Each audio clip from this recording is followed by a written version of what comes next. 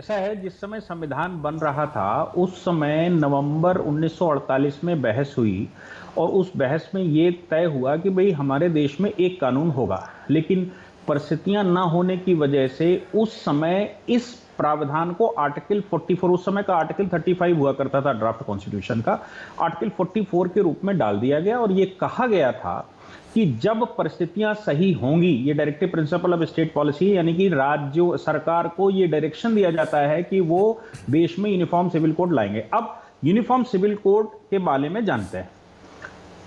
एक देश एक कानून एक व्यवस्था का पार्ट है यूनिफॉर्म सिविल कोड। हमारे देश में ऑलरेडी यूनिफॉर्म क्रिमिनल लॉ है, यानी कि यूनिफॉर्म क्रिमिनल कोड है। जो भी क्राइम का मामला आता है सबके ऊपर एक सा लागू होता है, लेकिन सक्सेशन के मामले में, शादी के मामले में, एडॉप्शन मेंटेनेंस के मामले में और कोर्ट ऑफ वॉर्ड्स के मामले में, इन मामलों में सबके कानून अलग अलग हैं। और ये कानून बहुत पहले से अलग नहीं है। 1925 में हमारे यहां इंडियन मैरिज एक्ट और इंडियन सक्सेशन एक्ट था। ये 1937 में जब शरीयत लागू किया उसके बाद से ये गेम शुरू हुआ था। और 1941 में हिंदू कोड बिल की प्रक्रिया शुरू हो गई थी, जो मुझे लगता है कि उस समय हिंदू और मुसलमान को अलग अलग करने के उद्देश्य से शुरू हुआ था। लेकिन ये कानून 1955 में हिंदुओं के लिए अलग पारित हो गया और 1937 में जब शरीयत लागू हो गई तो उन्होंने कहा साहब ये शरीयत से चालू होगा। इसलिए देश में अलग अलग संप्रदाय के लोगों का सक्सेशन, मेंटेनेंस, एडॉप्शन, मैरिज, ये अलग अलग तरीके से चलती है।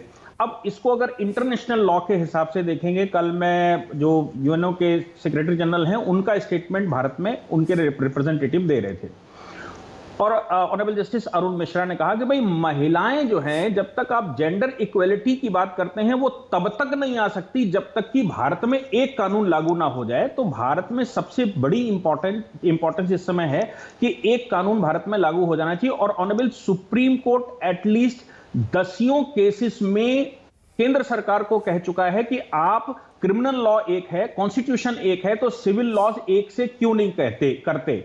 तो सिविल लॉज एक का करने का मतलब हो गया कि सभी जेंडर इक्वेलिटी की बात, संप्रदायों की बात और जो जितने प्रकार की आइडेंटिफिकेशन है वो सब खत्म करके एक नेशनल आइडेंटिटी हो जानी है और एक तरह से सबके ऊपर ये कानून लागू हो जाना है। इसको हम कहते हैं कि यूनिफॉर्मली सिविल लॉज भी सबके ऊपर एक से लागू होने चाहिए।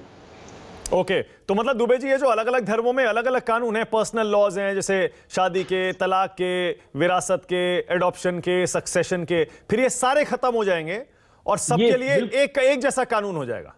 बिल्कुल। तो फिर क्या है कि कोर्ट में जिस समय मामला जाएगा तो सक्सेशन एक सा चलेगा, मैरिज के एक से कानून होंगे, एडॉप्शन के एक से कानून होंगे। अब इसमें किया यह जा सकता है कि वहीं पर जब एक यूनिफॉर्म सिविल कोड आ जाएगा तो वहां पर कुछ क्लॉजेस डालकर एक्सप्लेनेशन दिए जा सकते हैं कि भाई ये पार्टिकुलर समुदाय में ये एक विशेषता है, इस विशेषता का ये एक्सेप्शन है, तो वहां पर एक्सेप्शन लिखा जा सकता है अगर ऐसा कुछ कोई इश्यू बनता है तो।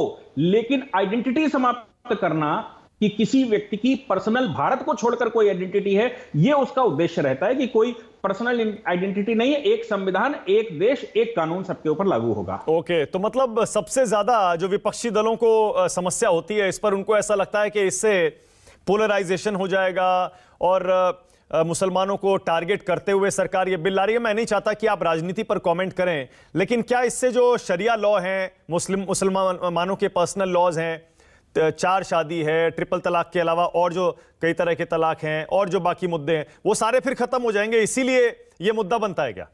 नहीं, ऐसा नहीं है। जैसे मैंने कहा कि वो अपवाद के रूप में डाले जा सकते हैं। 1937 से पहले भारत में इंडियन सक्सेशन एक्ट था, इंडियन मैरिज एक्ट था। 1937 में पहली बार शरिया भारत में लागू हुआ। तो उससे पहले क्या चलता था? उससे पहले अंग्रेजों ने हमारे यहां वो जो कानून पास किया था भारत में, वो यूनिफॉर्म सिविल कोड टाइप के थे, उनमें एक्सेप्शंस हुआ करते थे कि भाई ये पार्टिकुलर रिलीजन है, इस पार्टिकुलर रिलीजन में ये चीज ऐसे करके एक्सेप्शन में डाली जा सकती। कि आज भी हमारे यहां हिंदू मैरिज एक्ट में भी एक्सेप्शंस हैं, हिंदू सक्सेशन एक्ट में भी एक्सेप्शंस हैं और उन एक्सेप्शंस में यह कहा जाता है कि भाई जो आदिवासी क्षेत्र के लोग रहने वाले हैं या जो लोग पार्टिकुलर ये फॉलो करते हैं, उनके ऊपर ये प्रावधान पूर्ण रूप से लागू तब तक नहीं होते जब तक मेन स्ट्रीम में ना आ जाए।